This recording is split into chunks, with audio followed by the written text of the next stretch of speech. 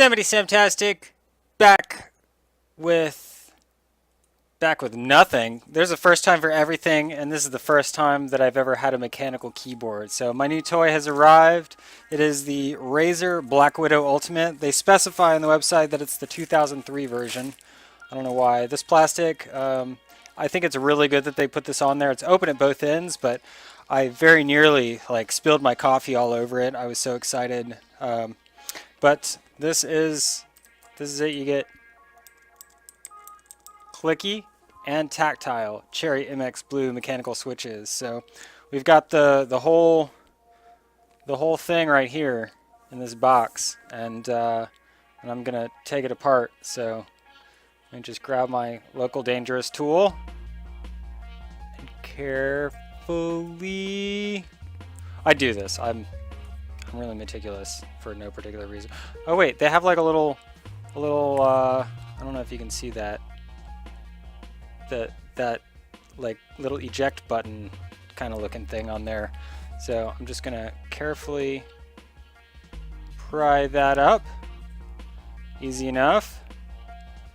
And then they have it perforated, so it doesn't, however, tear across the perforation. So I don't know what sort of engineers they had working on the stair-carrying shut portion of this, the packaging, but hopefully they had better engineers working on the keyboard design itself. From what I've read about it, it should be pretty good. I've had my eye on this keyboard for a long time, actually. I've had some interest in getting a backlit keyboard because I do like playing in the dark, and I also like being able to see the keys that I'm pressing. And I keep looking over here because I have two screens now, so I've got XSplit open on my right screen and I have the camera sitting on my left screen. So I'm like, yeah, I'm used to looking at, I need to get used to looking at the camera. Anyway, it's open. I got it open now, so it's green inside, green, and wait. Here we go. Here we go. What have we got? Just this whole thing slides out. Yes, it does. All right. And then, you know what? We got this plastic covering here. Hi. How did... Who... This is... All right. Come get out.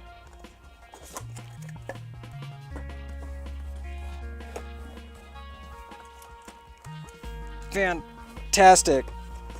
Get out of the... well, we got the little booklet of For Gamers, By Gamers, Razer software and documentation, presumably. And they have this little thing that this is just stuck in there. And so, if you could just give me a moment. Oh, they have a little hole where you just pull it open. And then out comes this whole thing. This right here is in fact kind of a pretty sweet little deal here. It is a braided cord, so if you can see that, it's, I know my camera could be better, but it's not like the rubber coating that you might be used to on like every other USB cable that's ever made, but it's the same thing as this. So this headset has a braided cord. I've become a big fan of braided cords. I've got two USB plugs on here, presumably, yeah, this one says port, and this one says Razer. So presumably this is the one that powers the keyboard, and it has a separate one that that goes on to power this USB port right here, so that you can pass through the USB. And then it's also got headphone and microphone jack. So let's pry this little thing off here and take a look. It's a nice matte black finish. I kind of like that. Oh, the sticker's on this upside down. I guess that's in case like you rage flip your keyboard. You can see who made it, because it'll be like that. Because you, right here, I'm gonna move this, because then that makes more sense. Because I keep looking over there. All right, now that we got that worked out, yeah, I'm kind of excited to to see how this is going to feel over a long period of time. One of the complaints that some people have had is that like these letters are non-standard, and that the section of it, like the letters are at the top because the LED is at the top where it lights up and glows blue. So all of these, the numbers are up at the top of the key, and the alternate, like the shift functions, are on the bottom and they don't glow. So you actually have to like memorize what's what. That's just a fact of life, and it's got this cool logo here that I guess glows. There we go. Now I'm trying to hold it for the camera over here. I can't win. I can't win. I can't. I'm sorry. I'm sorry. So that's it right there. That glows, and I'm gonna get the whole thing hooked up and plugged in. I don't know if I'm gonna need to get into the software to do this, so let's go ahead and just open that up while I've got you here. Come on, I don't want to tear this. It's like beautiful paper here. Come on, coax it out. Coax it out. Oh, there we go. Ah! Congratulations, there is no turning back, it says. Talks about Synapse 2.0, your settings anytime, anywhere, and that's one of the big complaints about Synapse, is that you have to connect to the internet to use it or something like that. So I haven't toyed around with it myself. I don't know if they've updated that since, probably not. But that way I guess your settings are supposed to go with you wherever you go. And this is a little booklet that tells you how to plug in USB and audio plugs, I guess. Tells you about your keys. And I have two more booklets. These are thicker. The second one's in French. This first one is the Master Guide. So I guess this is going to be the one that explains how to use the Synapse 2.0 software, and like how to program the programmable keys. Oh, sweet! And then I get these stickers also. I don't know when I'm going to put them on. I might stick one on my case, but we'll see. I'm going to go ahead and just plug this into this USB port on the front. That's the one that says port. It's going to be nice because I could actually plug my headset into this, so then my cord won't be across the floor, because that's kind of how it is right now.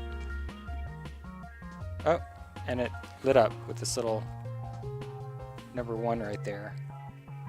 I think that's 1, indicating that the num lock is on. Okay. Yep. D.